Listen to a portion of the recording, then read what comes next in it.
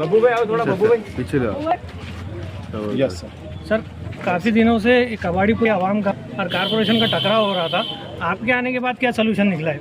देखिए, ये बिल्कुल जो बस्ती है इसको लगे हॉस्पिटल है, बहुत बड़ा हॉस्पिटल है। पूरे महाराष्ट्र से जितने भी सीरियस कैंसर के पेशेंट्स आते हैं वो इस कैंसर हॉस्पिटल के अंदर आते हैं। तकरीबन 50 करोड़ रुपए के वहाँ पे इक्विपमेंट्स रखे हुए हैं।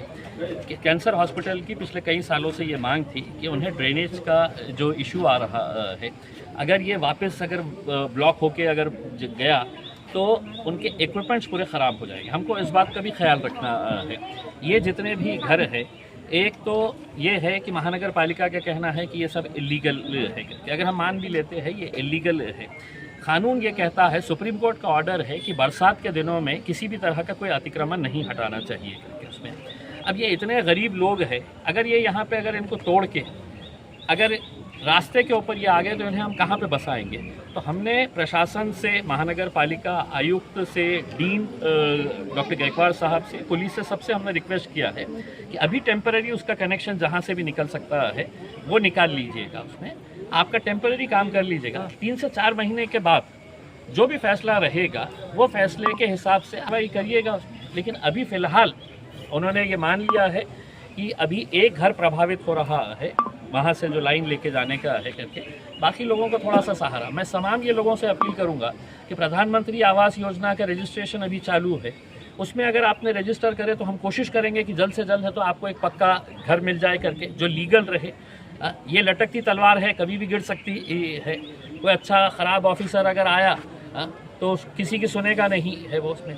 आज कम से कम अच्छे ऑफिसर्स हैं, आपकी बात सुन रहे हैं, तो कुछ तो राहत मिली। सर, अरसुल में अतिक्रमण हुआ है, अभी भी लोग कलेक्टर ऑफिस के पास आंदोलन कर रहे हैं, उनको अभी तक न्याय नहीं मिला। इनको क्या न्याय मिलेंगे सर महानगर पालिका से? देखिए, हमारा यही कहना है कि हुकूमत एक तरफ कहती है कि हम गरीबों को घर बना के दे रहे हैं प्रधानमंत्री आवास योजना के तहत, और दूसरी तरफ आप उन्हीं गरीब लोगों के घर तोड़ रहे हैं। ये ऐसा नहीं है कि ये कोई मेन रास्ते के ऊपर घर बने हुए हैं, ये गली के अंदर का मैटर है। हम सिर्फ कैंसर हॉस्पिटल के बारे में भी है तो हम मानते हैं कि बहुत इम्पोर्टेंट ये प्रोजेक्ट है करके उसमें, लेकिन ये है कि अगर आप इन लोगों को दूसरी अगर जगह देते हैं तो शायद ही मतलब ये गरीब लोग हटने से कोई किसी को भी शिकायत नहीं रहेगी।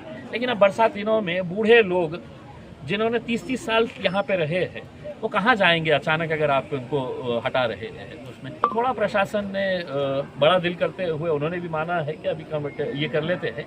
तो हम डॉक्टर गायकवाड़ साहब, पुलिस का सिटी चौक पुलिस स्टेशन के पीआई मैडम, परदेसी मैडम और जितने भी हमारे महानगर पालिका के अधिकारी उनका धन्यवाद देते हैं कि उन्होंने सूझबूझ के साथ काम लेते हुए आज इनको भी परेशानी नहीं हुई, और हम चाह रहे हैं कि इनको भी परेशानी नहीं। पर गरीबों पे ही क्यों क्या चलाया जाता है? अमीरों का आपके लेटर हेड पर बार बार जादव मंडी की इलीगल बांधकाम को रोका जाए बोल के निवेदन दिए जा रहे, वो काम नहीं रुक रहा है, और ये गरीबों पे धन्ना सेठ इन्वॉल्व है और वो करोड़ों का मामला है।